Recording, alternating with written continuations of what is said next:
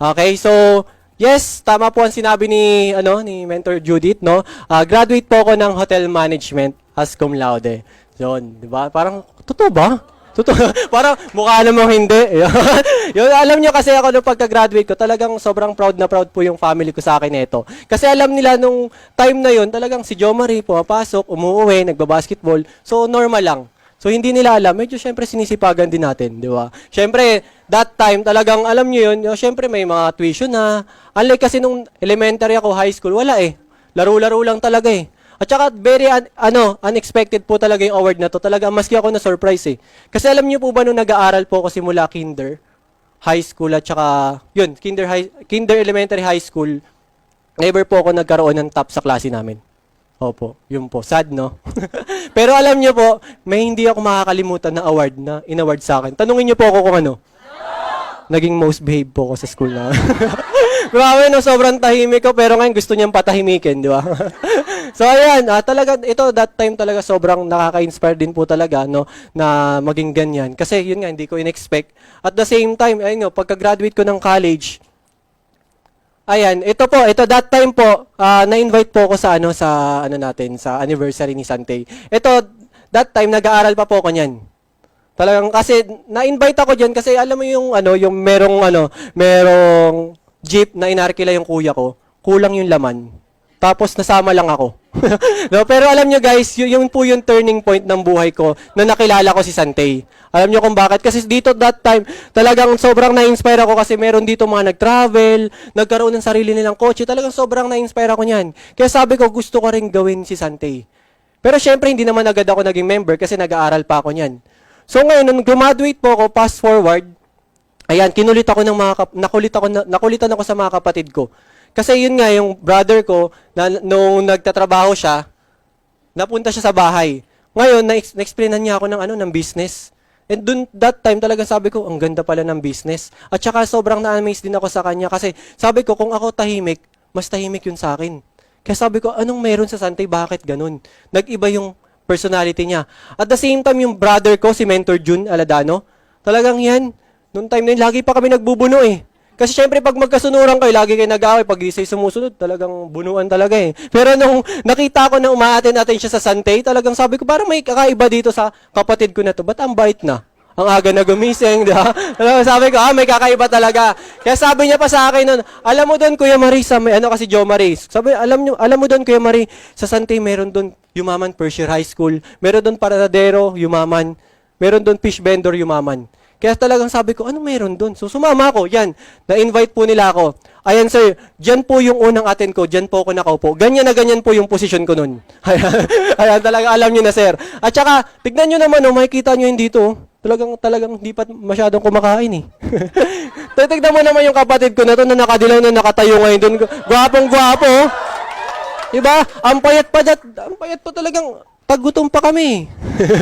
Wala pa eh. At saka ito, naalala ko talaga na doon ko na nakilala si Mentor Archie. Nakita ko, ang dami niya binibilang ng pera. Ang dami talagang pera dito sa Santay ah.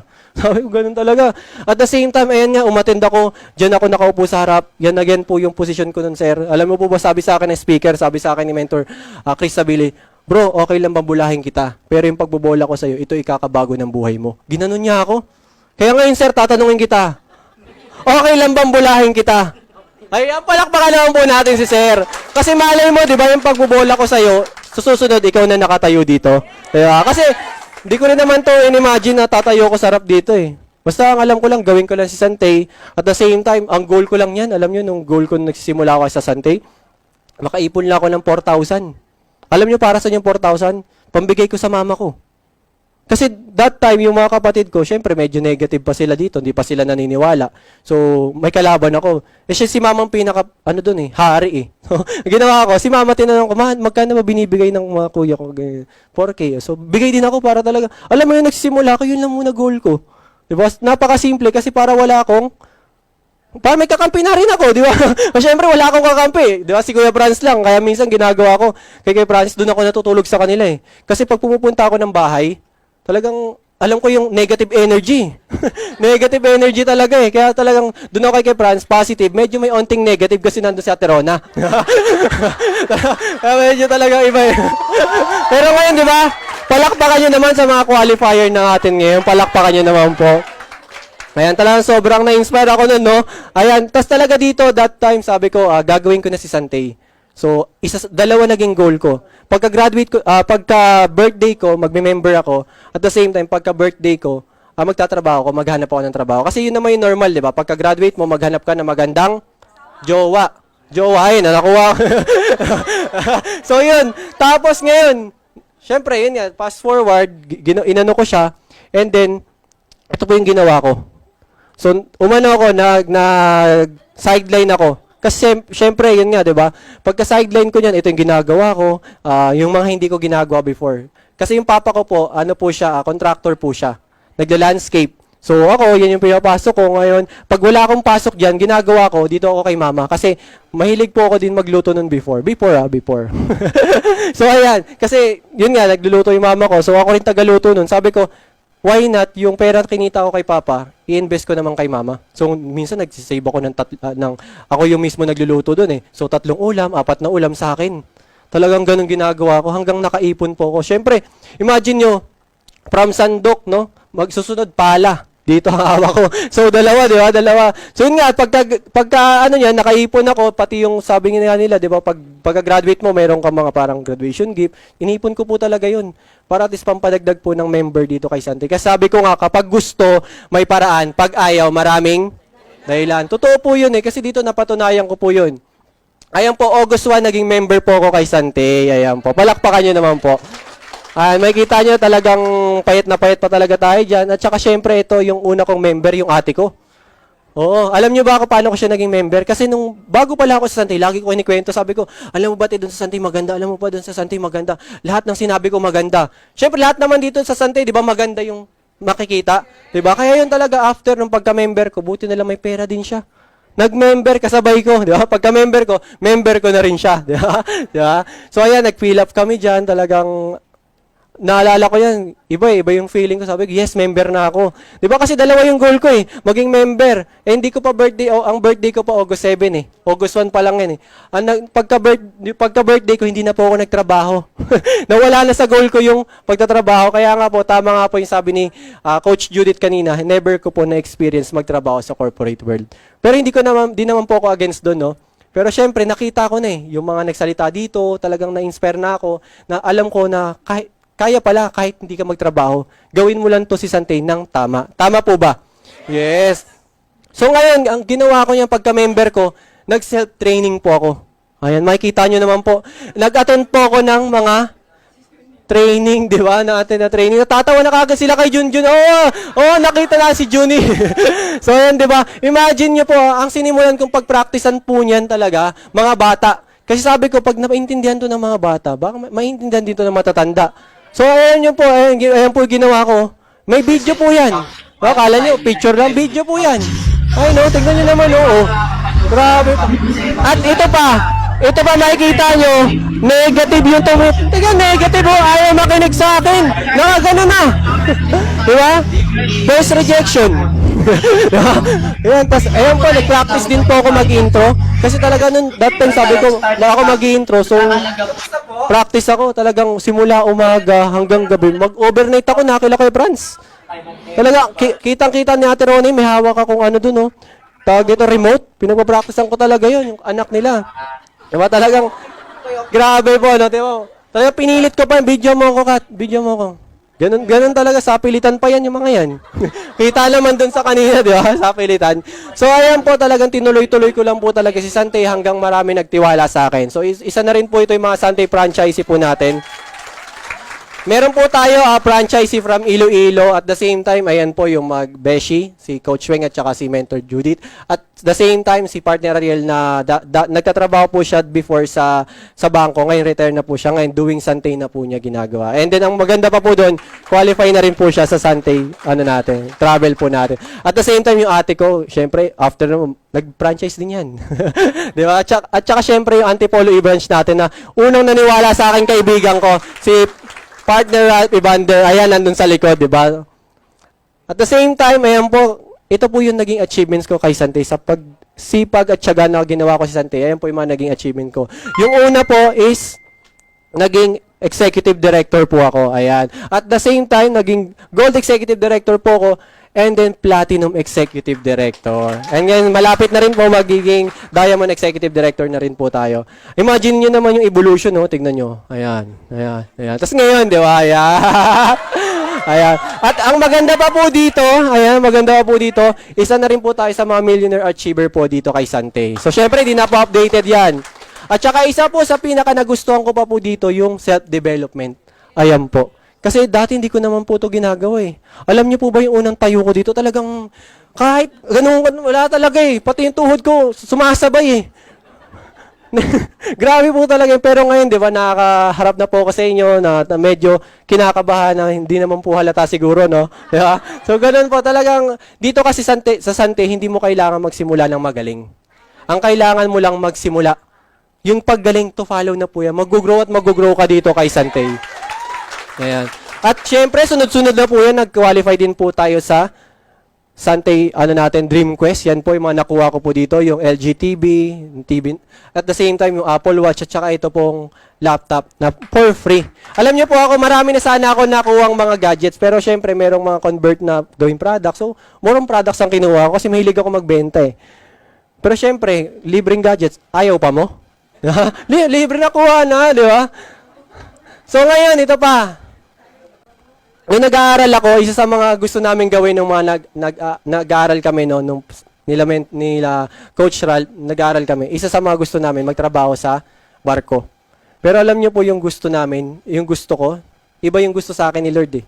Alam niyo po ba yung first travel ko dito po sa barko? Ayan.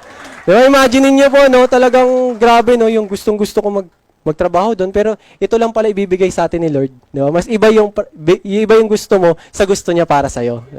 Diba? Ayan po, diyan ko po na-experience talaga, grabe. Alam niyo po ito yung tipong yung sobrang laking talaga, building na nakalutang sa dagat, ganun na ganun. Talagang kahit mag-basketball kami doon, walang alog eh. Walang alog, talagang kahit nasa ilalim, hindi mo ramdam po talaga kasi ganun kaganda yung barko na sinakyan namin. At saka alam niyo po ba, that time talaga napagkamalan pa po akong doon eh. Alam mo yung rumboy? Oo, napagkamalan ako doon. Kasi pagpunta ko doon, nasaktuhan yung jacket ko kakulay. Sabi ko, pagpunta ko doon, hinahanap na may Indiana na nagtanong sa akin. Hinahanap, English pa, Tagalogin ko na lang. Sabi sa akin, hinahanap. So, where's your bag? Where's my bag? Sabi niya sa akin. Huh? Nagulat talaga ako. Sabi, isa rin ako dito eh. Basta bahala ka dyan. Alisan kita. Papahirapan mo pa ako. Talagang grabe experience yun. Tapos imagine niyo doon, nag-enjoy kami na Mentor Archie dyan. Nagkakape po kami dyan. Kasi yun po yung kwentuhan namin before eh. Sabi sa amin ni Mentor Archie, darating yung time bro na magkakape na lang tayo sa ibang bansa. Pagkikwentuhan na lang natin yung mga experience yun nung nagsisimula kayo. Diba? At syempre, pumunta rin po kami sa Singapore and Malaysia. Imagine ito po sa Singapore, ayan, nagpa-picture din po kami. At syempre, sabi nga namin, di ba, lahat ng bansa kakapihan po natin yan. Nagkape rin po kami dyan sa Singapore, di ba? At the same time, ito po, nagpa-picture din po tayo sa Merlion. Pero ganyan na lang po yung pose. Kasi ang alam niyo po, ang hirap eh, yung ang ganda ng picture mo nasasakto dito. Kasi dati, di ba, pinapasakto nila yung para kita yung tubig, ganun. Ako, nagpipicture sakto eh. Sa kanila, sa akin, hindi eh. Kaya sabi ko, sige, ganyan na nga lang para nahirapan sa'yo, sakit na ng bato ko. Hindi nyo pa masakto di ba? So, yun po, pagdating po niyan, pumunta rin po kami ng Penang, Malaysia. Imagine, dyan din po, nagkape-kape rin po kami dyan. At saka nakasama po namin dyan yung mga Sante Elite, talagang mga leaders ni Sante, napaka very approachable po talaga nila. At saka marami po kayong matututunan habang nagtatravel po kayo, di ba? At hindi lang po yan. Kasi that time talagang sabi namin, 4 lang kasi kami noon sa grupo na nag-qualify dun sa travel na yun. Then sabi namin ni Mentor Francis, kailangan mas marami na tayo dito sa susunod. Ang alam niyo po ang good news, ayan po, nag-Jeju Island po kami, 12 na po kami sa grupo namin. Di ba? Imagine ang gaganda po kaya talaga ng lugar na pinuntahan namin dyan. Siyempre, mas maganda po dun kung maganda rin po yung kasama mo. Yeah, di ba? Siyempre, malapit sa puso ko yan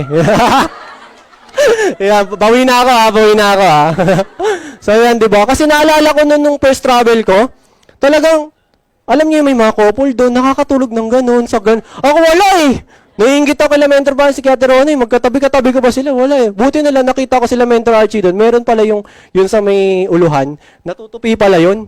Natupi ko, nasalba yung araw ko. Pero talagang, ganun po ginawa ko nun. Pero ngayon, di ba, kasama ko na, nakakaganon-ganon na tayo. Yale! Ayan, mukha po bang Koreana? Di ba? Mukhang Koreana, no?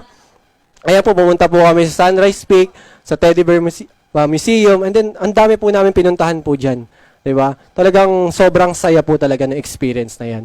At the same time, ito na po yung qualified po sa grupo ko naman po na dito sa Asian Cruise natin ngayon. Talagang, imagine, di ba, nung unang punta namin sa cruise, ako lang, wala akong kasamang mga partners. Pero ngayon, 5 na po sila nakasama ko. Ayan, palakpakan naman po natin.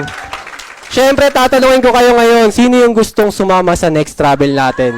Ayan, siyempre ngayon, itaas-taas mo na lang yan, pero dapat, yung pagtaas mo yan, dapat meron kang passport, ha? Kasi mamaya wala kang passport, eh. Taas ka ng taas, hindi ka nagta-travel kasi wala ka pang passport. Passport muna. Yan. So, palakpakan naman po ulit natin sila. Ayan, si Coach Judith, si partner Aimee, si Coach Ariel, si Coach Weng, si partner Erlinda na nandyan din. Palakpakan niyo po ulit. Diba? At the same time, alam niyo po ba nung nagsisimula ako sa Santay, dito po ako natutong mangarap. Kasi nung wala pa po ako sa Santay, talagang, alam niyo yun, never ko po inimagine na magkaroon ng sasakyan, ng bahay, talaga. Gusto ko lang pong gawin is makatulong sa family. Pero nung simulan nagsantay po ako, nagkaroon po ako ng pangarap. At isa na daw po yung magkaroon ng sariling sasakyan. Kasi talaga sabi ko dito, nagandahan talaga ako eh. Alam niyo po yun, talagang sabi ko, ang ganda ng sasakyan. Kasi kay Sir Eric po ito, nasakyan namin, pumunta kami sa Pico de Loro. Talaga sabi ko, nagpa-picture talaga ako diyan. Sabi ko, darating yung time, magkakasasakyan din ako ng kagaya niyan, Ford Ranger. Alam niyo po, after 6 years, nangyari po siya. Ayan po. Diba? Imagine niyo po, hindi lang po yun, may bonus pa. Diba? Nakita niyo naman, di ba? Dati ako lang. Siyempre ngayon, mas bonus, may pogi pa rin eh. Diba? Nakaka-pogi po may sasakyan. Nakaka-fresh pa. Diba? Kasi naalam nyo guys, naalala ko nung nagsisimula kami la Mentor Francis, talagang nung bago ko, kailangan tatawagan ko pa, may message ko pa yun eh. Kay Franz, nasa office ka na ba? Oo, nandito na ako. Alam nyo kung bakit kaya ako tinatanong yun? Kasi wala po akong pamasahe pa uwi. Papunta lang po yung pamasahe ko. Kaya sabi ko, kailangan nandun si Mentor Francis para pag pumunta ako doon, may sureball na makakauwi ako. Mamaya naman kasi, di ba, di ako makauwi. So, talagang, pero imagine niyo ngayon, I'm driving my own car na po. Na nakaparada po dyan sa sasakyan. Di ba? English po yun. Ayan. At syempre, hindi naman po mangyayari po yun kung hindi dahil sa team. Team Universal Champion, Magiyay! Diba? Imagine, nagsisimula kami nila Mentor Francis, almost 3 lang kami, minsan 2 na lang kami. Nagpapawiran na lang kami 2 eh. Buti na lang talaga, nandiyan din si Mentor Archie, talagang ginagay din talaga kami, nagsisimula kami. Kasi imagine niyo ngayon ang goal namin, mapuno namin to, grupo pa lang po namin. Diba? Na talagang imagine, ito mga Universal Champion, lahat ng umattend Universal Champion, dito pa lang sa team namin, diba? Yun po yung goal namin. Ayan, diba? Sabi ko nga, teamwork makes the dream work. Diba? Totoo po yun, tama. Kasi mahirap magsantay kung alam nyo mag-isa lang po kayo. Pero ang maganda po dito, may kasama kang gagawin yung santay. Kaya talagang ngayon gawin nyo, simulan nyo siya, umanap ka ng mentor na makakatulong mo para gawin at kunin yung mga pangarap na gusto mo. Kasi dito, darating at darating yung time, lahat ng ginugol mo, makukuha at makukuha mo, basta wag mo lang siya titigilan. Tama? Kailangan tuloy-tuloy lang kasi pag tinigilan mo, hindi mo talaga siya makukuha. Pero kung tinuloy-tuloy mo siya, makukuha at makukuha mo rin yung mga pangarap mo, nakagaya na nangyari sa amin ngayon, di ba? At syempre, ito po yung may big why. So, sila po yung dahilan kung bakit ako bumabangon araw-araw. Kasi syempre, dito kay Santay, kailangan meron kang dahilan po dito. Para kanino ka ba bumabangon? Parang Nescafe lang, di ba? Para kanino ka ba bumabangon? So, sila po yung nagiging lakas ko every time na talagang madadown ako, na may gusto pa akong gawin. Tinitignan ko lang po yan, na talagang sabi ko, mas marami pa ako makukuha dito kay Santay pagdating ng time. Kaya ako sa inyo, yung mga bago ngayon, hanapin nyo na po yung pinaka-why nyo na yung tipong pag binaon po yan, yun hindi na kayo mabubunot basta-basta. Yung tipong talagang, kumbaga, matira mayaman na po dito. Bumanggagi ba? Diba? Ganun po. Ganun po dapat. Ang tanong, what if your opportunity are calling you? Will you answer? Okay. Kasi may dalawa po kayong pwedeng gawin eh. Pwedeng i-decline nyo or i-accept nyo siya. Kasi alam ko naman po tayo, lahat naman tayo, di ba, nagdadasal po tayo. Tama? Nagdadasal po ba? So yun nga, di ba? So ngayon, syempre, isa sa mga dasal po natin, na sana dumating yung time, makahanap ako ng isang opportunity na magbabago ng buhay ko. Tama? So ngayon, syempre si Lord, binibigay niyan yung tao, na right na tao para makilala mo na yung pinagdadasal mo. So ngayon, in-invite ka na ng tao na yun dito sa Sunday Partnership Program. So ngayon, may option ka. I-accept mo ba siya o hindi? Diba? Nasa inyo na po yan. Pero sabi ko nga, diba? Do something today that your future self will thank you for. So with that, again, I'm Jo Marie Aladano. Let's live more and do more with Sante. Thank you po. Back to our beautiful host.